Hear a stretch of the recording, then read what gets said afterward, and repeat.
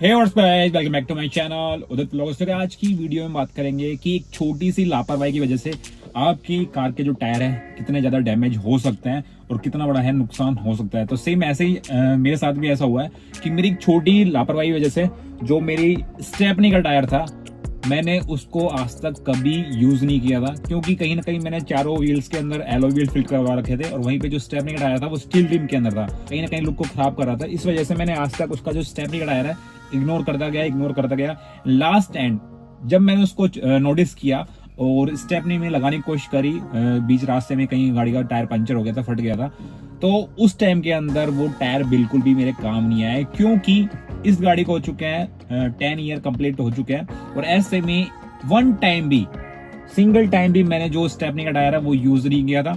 उसके बाद क्या हुआ, जैसे ही मैंने स्टेपनी का टायर निकाला लगाया तो मैंने देखा कि जो रबड़ था टायर का, जबकि जो टायर था मैंने डलवा रखा था स्टेपनी के अंदर वो मिशलिन का जो टायर है वो डलवा रखा था, जो कि टॉपेस्ट जो ब्रांड्स है मिशलिन का टायर है, मैंने वो डलवा रखा था।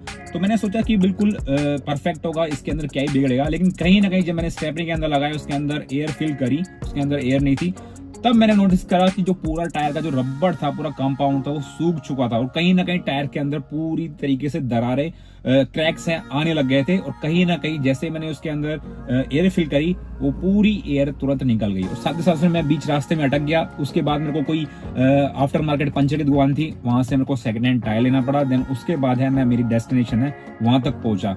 तो इसलिए आप भी ये लापरवाही ना करें। अगर आपने भी चारों टायर्स के अंदर एलो व्हील फिट करवा रखा है, स्टेपनी का टायर है उसके अंदर एलो व्हील नहीं है, स्टील रिम नहीं है, इस वजह से सिर्फ यूज नहीं कर रहे हैं, तो वो अलग रीजन रहने वाला है। तो मैं उसके लिए भी ये रिकमेंड करता हूं कि आप जब सर्विस करवाओ, जब टायरों का रोटेशन हो, प्रॉपर रोटेशन किस तरीके से करना है वो भी मैं आपको आगे वीडियो में बताऊंगा, ताकि आपका जो स्टेपनी का टायर है वो भी खराब नहीं होगा, साथ साथ वो भी काम आता रहेगा, साथ जो आपके चारों टायर्स हैं वो भी काम आते रहेंगे। इससे आपका सर्विस का टाइम इंटरवल होता है, उस टाइम इंटरवल के अंदर आप जो स्टेपनी का टायर है, अगर आपका एलॉय व्हील लगा हुआ है टायर्स के अंदर, तो आप उस टायर को निकलवा के स्टील रिम से एलॉय व्हील के अंदर फिट करवा सकते हैं और जो एलॉय का टायर है वो वापस स्टील रिम के अंदर फिट करवा सकते हैं। अगर आपके चारों टायर्स है एंड जो स्टेपनी के अंदर टायर रखा है अगर प्रॉपर साइज के हैं तो इसके अंदर आपको कोई दिक्कत आने वाली है नहीं। अगर अदरवाइज आपने एलॉय व्हील फिट करवा रखा है और जो स्टेपनी का टायर स्टील रिम है, तो ऐसे में आप स्टील रिम से टायर हटवा के जो एलॉय व्हील है उसके अंदर फिट करवा सकते हैं। तो इस तरीके से आपको प्रॉपर यूज करना है अगर आप अपनी कार के जो टायर है, स्टेपनी का टायर है, उसको वेस्ट नहीं करना चाहते। कहीं ना कहीं आप जब टाइम निकल जाएगा तो कहीं ना कहीं आपको रिग्रेट फील होगा कि आपने जो पैसा लगाया था आप बिल्कुल भी उसका यूज नहीं कर पाए। तो कहीं ना कहीं जो मिशलिन का टायर था मेरे को उस टाइम के अंदर 14 इंच का ये 6000 के अप्रोक्स पड़ा था और जो साइज है मैंने 175 रेशियो 65R14 का है, इसके अंदर डलवा रखा था और बिल्कुल ब्रांड न्यू टायर था। मैंने इसको सिंगल यूज भी नहीं किया था। तो कहीं ना कहीं मेरे को काफी रिग्रेट फील हुआ जब मैंने इसकी कंडीशन देखी और कहीं ना कहीं एक तरीके से मेरी लापरवाही की वजह से जो मिशलिन का टॉप ब्रांड था उसका टायर है मैं रखे खराब कर दिया। कुछ नहीं, इसके अंदर से जो इसका रबड़ है पूरी तरीके से सूख चुका और कहीं ना कहीं पूरे टायर्स के अंदर क्रैक्स आ गए। अभी आपको बाहर चल के दिखाता हूँ एंड किस तरीके से आपको रोटेशन करना है कि आपका जो स्टेपनी का टायर है वो भी आप यूज कर पाओ और अच्छे से जो वैल्यू है उसकी निकाल पाओ। तो गाइस अभी मैं आपको बाहर चल के चेक कराता हूँ। तो गाइस ये रहने वाला है मिशलिन का टायर, ये चेक करो, ब्रांड न्यू टायर है, लेकिन जैसे ही मैं इसको पास लेके जाऊंगा ये चेक करो भाई, पूरा रबड़ है, पूरा जो मटेरियल है इसका सूख चुका है, पूरा कंपाउंड ये देखो और इस तरीके से क्रैक्स आ गए पूरे टायर में। और जैसे ही इसके अंदर एयर फिल करते हैं तो पूरी जो एयर है तुरंत निकल जाती है, तुरंत 1 मिनट के अंदर। ये चेक करो और ये आपको दिखाता हूँ अभी मैं, मिशलिन ब्रांड का रहने वाला है, ये चेक करो, ये मिशलिन ब्रांड का रहने वाला है जो कि टॉप ब्रांड आता है टायर्स के अंदर। इससे सब नीचे आते हैं, इससे ऊपर कोई भी नहीं आता। अपनी लग्जरी कार्स के अंदर नोटिस करना कभी भी आपको जो मिलेगा ब्रांड मिलेगा, मिशलिन मिलेगा, योकोहामा मिलेगा, उसके बाद ब्रिजस्टोन मिलेगा, लेकिन टॉप ब्रांड है वो आपको मिशलिन देखने को मिलेगा, क्योंकि इनके टायर्स की जो क्वालिटी होती है, इनका जो रबड़ का कंपाउंड होता है नेक्स्ट लेवल होता है। चाहे से आप ब्रेकिंग ले लो, ड्राइविंग प्रेजेंस ले लो, कुछ भी ले लो, ये सबसे फर्स्ट नंबर पे आता है। पहला ब्रांड ऐसा है जो आपको आंख बंद करके किसी भी गाड़ी के अंदर आप फिट करवा सकते हो। हाईवे के अंदर कोई भी नॉइज़ नहीं आएगी और आपकी जो ड्राइविंग क्वालिटी है काफ़ी पहले से इंक्रीज़ हो जाएगी। कहीं ना कहीं आपके सस्पेंशन है वो भी इंक्रीज़ हो जाएंगे। एक तरीके से इसका कंपाउंड काफ़ी सॉफ्ट रहने वाला है, लेकिन ऑफ रोडिंग के पर्पज़ से ये बिल्कुल भी नहीं रहने वाला ब्रांड। अगर ऑफ रोडिंग के पर्पज़ से आपको जाना है तो ब्रिजस्टोन या फिर योकोहामा जैसे टायर्स पे आप जा सकते हैं, जो कि 80 टायर्स आते हैं उनके। छोटी गाड़ियों के अंदर 80 टायर्स आते नहीं है, सिर्फ हाईवे टेरेन टाइप के आते हैं। तो छोटी गाड़ियों के अंदर आप जो ब्रिज स्टोन है उसके ऊपर जा सकते हो, क्योंकि वो इंडियन रोड्स के अकॉर्डिंग काफ़ी परफेक्ट है। लेकिन आपको टॉप नॉच ब्रांड चाहिए, आप इसके ऊपर जा सकते हैं आंख बंद करके, क्योंकि ये टॉप ब्रांड रहने वाला है।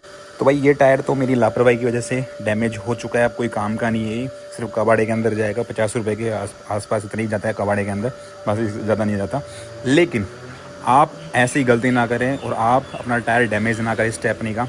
तो आपको क्या करना है, सबसे पहले तो मैंने इसलिए इग्नोर करा क्योंकि इसको देखो, इसके अंदर स्टील रिम है और जो टायर्स में ये एलॉय व्हील है। लेकिन फिर भी अगर मैं इसको यूज़ करना चाहता तो ले सकता था, इसके अंदर ये टायर हटा के ये मैं इसको एलॉय व्हील में फिट करवा सकता था हर 10,000 किलोमीटर के ऊपर, और जो वो वाला टायर है इसके अंदर फिट करवा सकता था। लेकिन मैंने ये चीज़ भी इग्नोर कर दी, तो कहीं ना कहीं पूरी लापरवाही थी, वो मेरी थी। अब आपको क्या करना है, अगर आपकी गाड़ी के अंदर स्टील रिम है, सेम टायर है, जो स्टेपनी में रखा है और जो लगे हुए हैं सेम टायर है, तो फिर तो कोई टेंशन की बात नहीं है। लेकिन अगर आपने एलॉय फिट करवा रखा है तो ऐसे में आपको इस स्टील रिम से उतार के इसके ऊपर जाना है। तो सबसे पहले क्या करना है, सपोज़ करो आपकी गाड़ी के अभी टायर है इस तरीके से फिट है, चारों पेयर इस तरीके से। तो क्या करना है, जैसे ही आपकी 10,000 किलोमीटर कंप्लीट हो जाते हैं, जैसे ही आपकी गाड़ी सर्विस पे गई, तो क्या करना है आपको, जो ये फ्रंट के टायर्स हैं एज इट इज़ उठा के ऐसे कैसे आपको रख देना है पीछे, फ्रंट के टायर्स। एंड जो रियर के टायर्स हैं आपको रोटेशन के अंदर क्रॉस में देना है। मतलब ये वाला टायर जो ड्राइवर साइड का रियर टायर है वो जाएगा को ड्राइवर साइड के फर्स्ट में, वहाँ पे।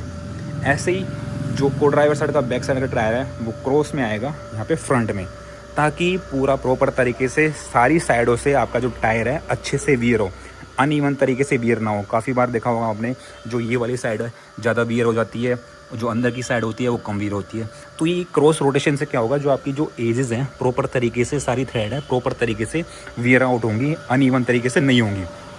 सेकेंड चीज़ अब आती है कि आपने जैसे टायर डलवाए तो एक जब सर्विस इंटरवल आया 10,000 किलोमीटर आया, उसके बाद आपने रोटेशन करवा लिया।